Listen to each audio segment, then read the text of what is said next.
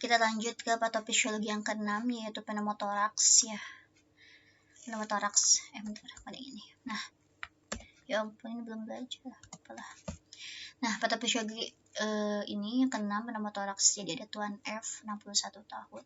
Dia punya riwayat water cell drainase 6 bulan yang lalu sebagai indikasi dari pneumotoraks ya.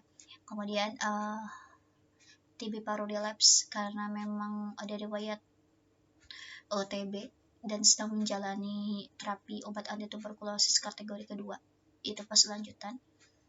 Kemudian dari aktivitas bernapas, inspirasi menekan dinding alveolus. Nah, jadi dari etiologi ini, ketika ada TB paru, maka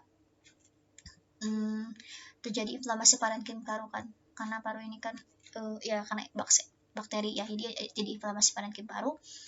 Ketika inflamasi parenkim paru akan menyebabkan fibrosis paru akibat si bakteri Mycobacterium tuberculosis.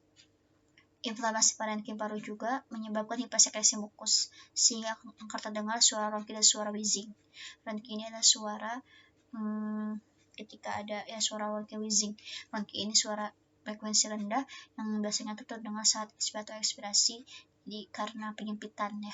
Kalau wheezing itu biasanya kayak adanya cairan yang dilewati gitu, karena udara melewati saluran ada cairannya gitulah. Jadi ketika fibrosis paru otomatis jaringannya itu kan elastisitas parenkim paru jadi berkurang sehingga alveolus jadi ruptur dan udara menekan subpleura. Alveolusnya ruptur dan udara menekan subpleura. Nah, terbentuklah bleps dan tekanan bleps jadi meningkat. Kemudian terjadi ruptur pleura visceral. Udara masuk di ke kavitas pleura. Ruptur alveolus. Jadi udara dari alveolusnya tuh kayak masuk ke dalam kavitas pleura gitu. Nah, lama-kelamaan jadi kan paru itu kayak ketekan kan. Makanya dari sana ketika udara masuk ke kavitas pleura, maka tata laksananya itu sama ya chestum di HS5 linea media axillaris. Tujuannya tuh mengeluarkan udara dari si pleura visceralis ini. Setelah itu volume udara intrapleural ini akan meningkat.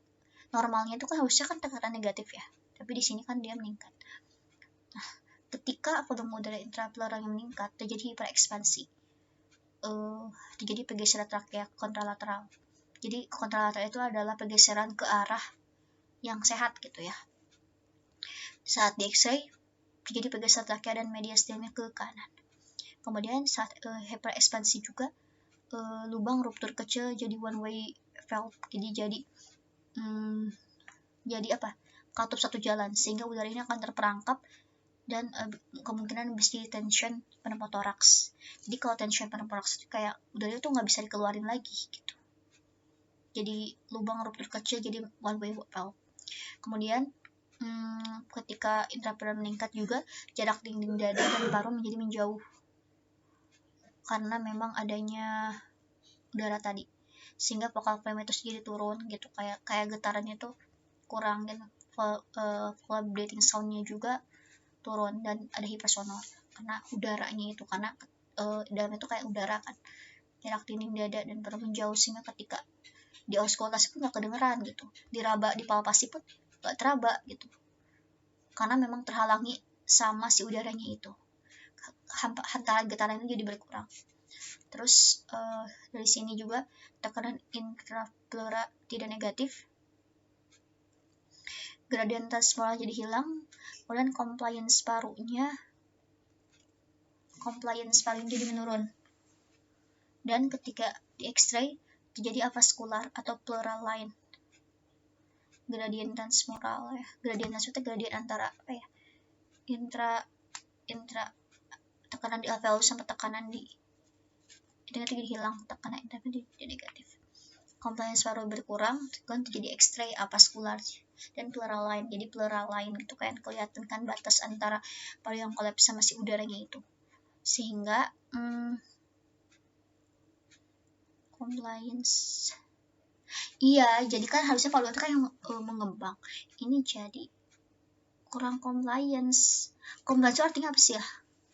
compliance kan tidak negatif lagi. Iya kan normal itu harus negatif, dia tuh tidak negatif, akhirnya jadi positif kan. Maksudnya jadi kayak ngekan nih akan paru gitu, makanya gradientitas semuanya hilang. Kalau gradientitas mulai itu kan mempertahankan biar parunya tuh nggak kolaps, biar kompetensi parunya tuh meningkat.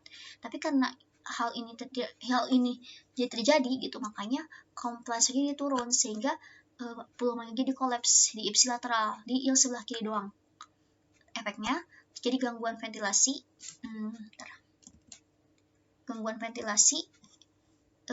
volume lagi jadi berkurang, sulit ya tambahin, volume oksigen turun jadi 70 mmHg, gangguan difusi juga, saturasi oksigen itu turun jadi 90%, dan sesak napas.